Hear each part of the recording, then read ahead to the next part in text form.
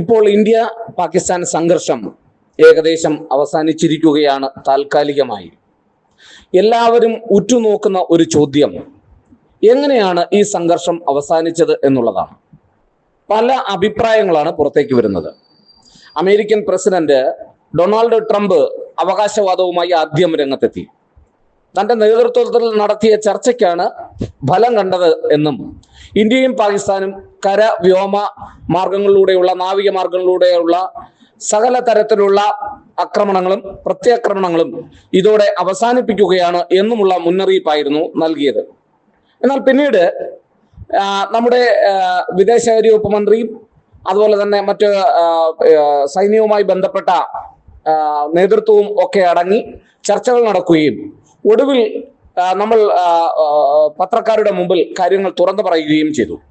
അതിൽ നമ്മൾ പറഞ്ഞത്, ഇത് പാകിസ്ഥാന്റെ DGMO, അതായത് director general of military operations, നേരിട്ട് ഇന്ത്യയെ വിളിക്കുകയും അതിന്റെ അടിസ്ഥാനത്തിൽ രാഷ്ട്രീയ നേതൃത്വവുമായി പിന്നീട് കൂടിയാലോചിച്ച് തങ്ങൾ അഭിപ്രായം പറയുകയും പാകിസ്ഥാന്റെ തീരുമാനത്തെ അംഗീകരിക്കുകയും ചെയ്തു. അതായത് ഈ യുദ്ധം അവസാനിപ്പിക്കണമെന്നുള്ള പാകിസ്ഥാന്റെ അപേക്ഷയെ തങ്ങൾ അംഗീകരിക്കുകയും ചെയ്തു എന്നാണ് പറഞ്ഞത്. അത് ശരിയുമാണ് ഏറെക്കുറെ. കാരണം പാകിസ്ഥാനെ സംബന്ധിച്ചിടത്തോളം തുടർച്ചയായ നാശനഷ്ടങ്ങളായിരുന്നു റിപ്പോർട്ട് ചെയ്തത്. അവർ പ്രതീക്ഷിച്ചതുപോലെ ഇന്ത്യക്ക് ഒരു താക്കീത് നൽകുവാനോ തിരിച്ചടി നൽകുവാനോ അവർക്ക് കഴിഞ്ഞില്ല എന്നുള്ളതാണ് വാസ്തവം.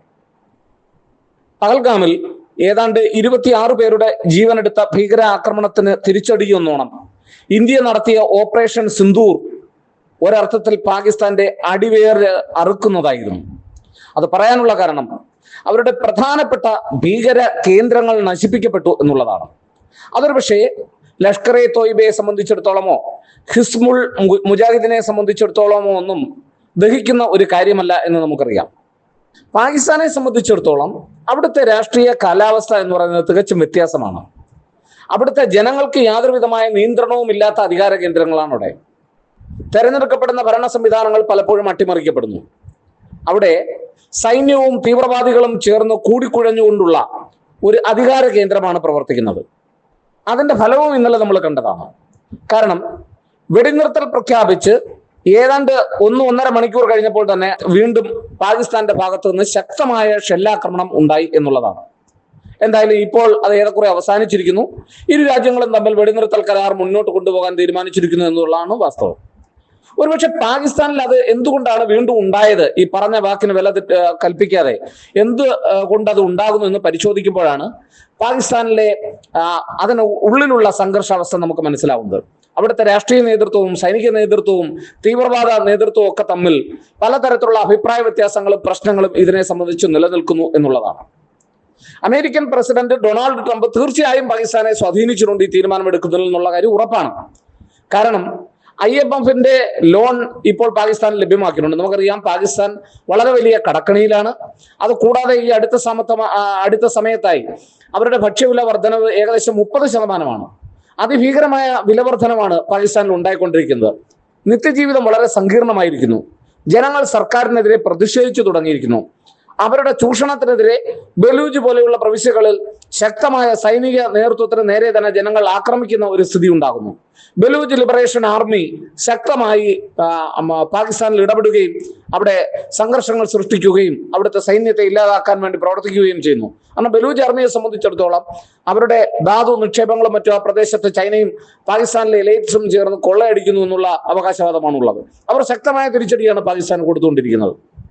അതുകൂടാതെ ഈ പാകിസ്ഥാനെ സംബന്ധിച്ചിടത്തോളം അവരേതാണ്ട് 2018 മുതൽ 2022 വരെ ഗ്രേ ലിസ്റ്റിൽ ഉണ്ടായിരുന്ന രാജ്യമാണ്. ഗ്രേ ലിസ്റ്റ്, അതായത് ഈ തീവ്രവാദ ആക്രമണവും പ്രശ്നങ്ങളും ഒക്കെ നടത്തുന്ന രാജ്യങ്ങളെയാണ് ഈ പട്ടികയിൽപ്പെടുത്തുന്നത്.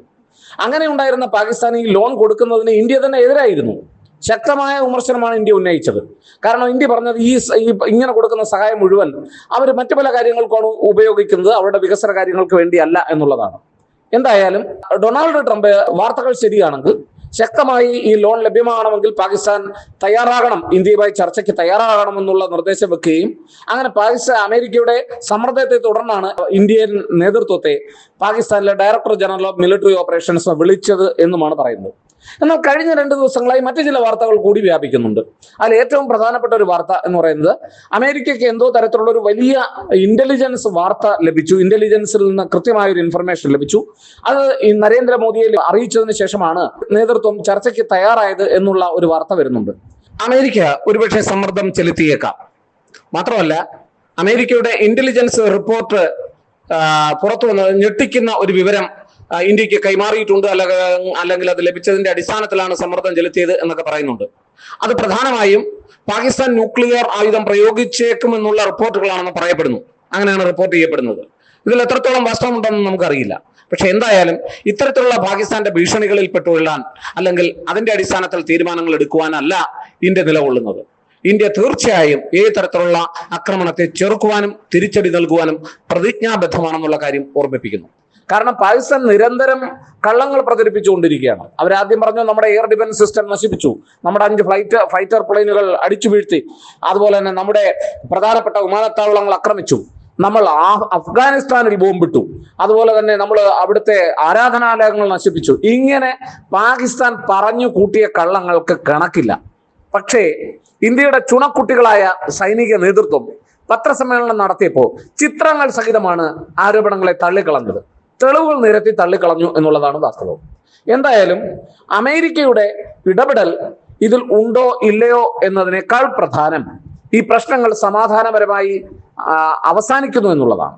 അവസാനിച്ചു എന്ന് ഞാൻ പറയുന്നത് താൽക്കാലികമായി അവസാനിക്കുന്നു എന്നുള്ളതാണ്. കാരണം നിരന്തരമായി പാകിസ്ഥാൻ ഇനിയും ശല്യം ഉണ്ടാക്കും എന്നുള്ള കാര്യത്തിൽ സംശയമൊന്നും വേണ്ട.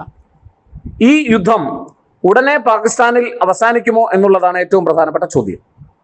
അതിന് സാധ്യതയില്ല എന്ന് തന്നെയാണ് നമുക്ക് പറയാൻ കഴിയുക. ഒരുപക്ഷെ ഈ ഓപ്പറേഷൻ സിന്ദൂർ ഇവിടെ അവസാനിച്ചേക്കാം.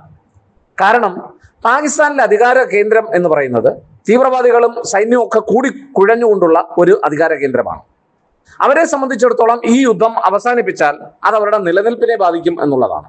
കാരണം അവർക്ക് ഇങ്ങനെ പ്രശ്നങ്ങൾ ഉണ്ടാക്കിക്കൊണ്ടിരുന്നാൽ മാത്രമേ നിലനിന്ന് പോകാനുള്ള സമ്പത്ത് ലഭിക്കൂ, പണം പല രാജ്യങ്ങളിൽ നിന്ന് ലഭിക്കൂ.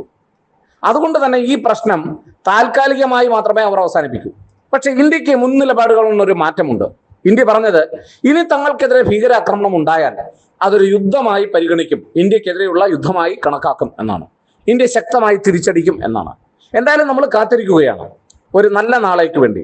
പക്ഷേ പാകിസ്ഥാനിൽ പട്ടിണിയും പരിവട്ടവുമായി നിന്ന് ഉഴലുന്ന ഈ സമയത്ത് അവരിനിയെങ്കിലും നല്ല ഒരു ഭരണ സംവിധാനവുമായി നല്ലൊരു ജനാധിപത്യ രാജ്യമായി മാറട്ടെ എന്ന് ആഗ്രഹിക്കാൻ മാത്രമേ നമുക്ക് കഴിയൂ. നല്ലൊരു അയൽക്കാരൻ എന്ന് പറയുന്നത് പലപ്പോഴും സമാധാനവും സന്തോഷവും തരുന്നതാണ്.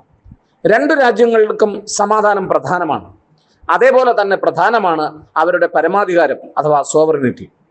അത് പരസ്പരം ഇല്ലായ്മ ചെയ്യാതെ സന്തോഷത്തോടെ സഹകരണത്തോടെ പോകുന്ന ഇന്ത്യ പാകിസ്ഥാൻ മാത്രമാണ് നമ്മളുടെ വലിയ സ്വപ്നം. ആ നല്ല നാളേക്ക് വേണ്ടി പാകിസ്ഥാനിൽ നിന്ന് ഒരു പോസിറ്റീവ് കൈ ഇങ്ങോട്ട് തരുമ്പോൾ നമ്മൾ ഹൃദയം ചേർത്തവരെ പിടിക്കാറുണ്ട് എന്നാണ് വാസ്തവം. പക്ഷെ പലപ്പോഴും അങ്ങനെ ചെയ്യുമ്പോൾ നമ്മളുടെ അടിവയറ്റിൽ കത്തി കയറ്റുന്ന സ്വഭാവമാണ് പാകിസ്ഥാൻ കാണിച്ചിട്ടുള്ളത്. അത് അങ്ങ് ലാഹോർ ബസ് യാത്ര മുതൽ ഇങ്ങു വരെ ഓരോ ദിവസവും നമുക്കത് കാണാവുന്നതാണ്. ഒരുപക്ഷെ വെടിനിർത്തൽ അവസാനിപ്പിച്ചതിന് ശേഷവും പലതരത്തിലുള്ള വെടിവെപ്പുകൾ പാകിസ്ഥാന്റെ ഭാഗത്തുനിന്ന് ഉണ്ടാകാനുള്ള കാരണം പാകിസ്ഥാന്റെ മിലിറ്ററിക്ക് പോലും അവിടെ നിയന്ത്രണം ഇല്ല പൂർണ്ണമായി എന്നുള്ളതിന്റെ തെളിവാണ്. കാരണം പല ഗ്രൂപ്പുകളാണ് ഇതൊക്കെ നിയന്ത്രിക്കുന്നത്.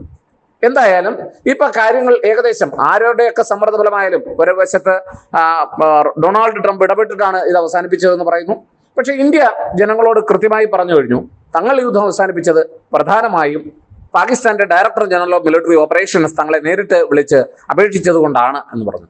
അത് തന്നെയാണ് ശരിയും. പക്ഷെ പാകിസ്ഥാൻ തീർച്ചയായിട്ടും സമ്മർദ്ദം ചെലുത്തിയിട്ടുണ്ടാകാം.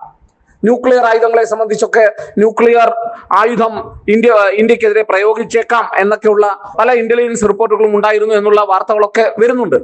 പക്ഷെ അതൊന്നും കാര്യമായിട്ട് എടുക്കുന്നില്ല ഇന്ത്യ എന്നുള്ളതാണ്. അങ്ങനെ പാകിസ്ഥാൻ കാണിക്കുന്ന ഉമ്മാക്കിയെ പേടിച്ച് മാളത്തിൽ ഇരിക്കുന്ന ഒരു രാജ്യമായി മാറാൻ ഇന്ത്യ ഇഷ്ടപ്പെടുന്നില്ല എന്നുള്ളതാണ്. അങ്ങനെ ഉപയോഗിക്കുന്നെങ്കിൽ ഉപയോഗിക്കട്ടെ, ബാക്കി ഞങ്ങൾ നോക്കിക്കൊള്ളാം എന്നുള്ള നിലപാടുകൾ തന്നെയാണ് ഇന്ത്യ ഇപ്പോഴും വെച്ച് പുലർത്തുന്നത്. എന്തെല്ലാം നുണകളാണ് പ്രചരിപ്പിച്ചത്, അവയെല്ലാം നിഷ്കരണം തള്ളിക്കൊണ്ട് അന്തിമമായി വിജയത്തിലെത്തുവാൻ നമുക്ക് കഴിഞ്ഞു എന്നുള്ളതാണ്. നമ്മുടെ ധീരരായ സൈനികർക്ക് ഒരു ബിഗ് സല്യൂട്ട്. ഒപ്പം ഇവിടെ ഒരുമിച്ച് നിന്ന രാഷ്ട്രീയ പ്രസ്ഥാനങ്ങൾക്കും ജനങ്ങൾക്കും നമ്മുടെ ബിഗ് സല്യൂട്ട്.